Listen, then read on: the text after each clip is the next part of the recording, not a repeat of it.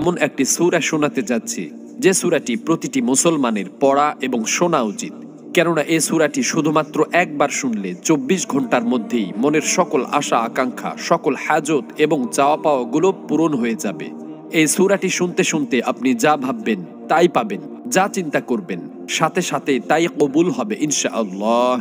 এটি এমন একটি সূরা যা যে কোনো উদ্দেশ্যে শুনলে সাথে সাথেই সেই উদ্দেশ্য পূরণ হয়ে যায়।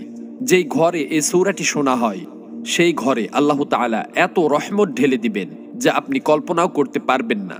টাকা পয়সা ধন দৌলতে আপনার ঘর ভরে উঠবে। কোন দিক থেকে রিজিক আসবে আপনি তা চিন্তাও করতে পারবেন না। এটি কোরআনে পাকের সেই সূরা যার দ্বারা আপনি আপনার প্রতিটা কাজকে সফল করতে পারবেন। এই সূরাটি শুধুমাত্র আপনাদেরকে মনোযোগ দিয়ে শুনতে হবে, কষ্ট করে পড়তে হবে না। তবে শর্ত হলো সূরাটি আপনাদেরকে প্রথম থেকে শেষ পর্যন্তই শুনতে হবে। যদি অর্ধেক শুনেই চলে যান তাহলে কাজ হবে না। আল্লাহর কাছে দোয়া করছি, হে আল্লাহ, যারা কোরআনের এই সূরাটি শোনার জন্য অধীর আগ্রহে বসে আছে, আপনি তাদের মনের সকল আশা আকাঙ্ক্ষা এবং চাওয়া পাওয়া গুলো পূরণ করে দিন, আমিন।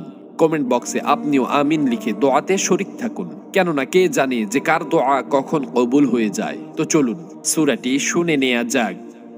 বিসমিল্লাহির রহমানির রহিম। আলিফ লাম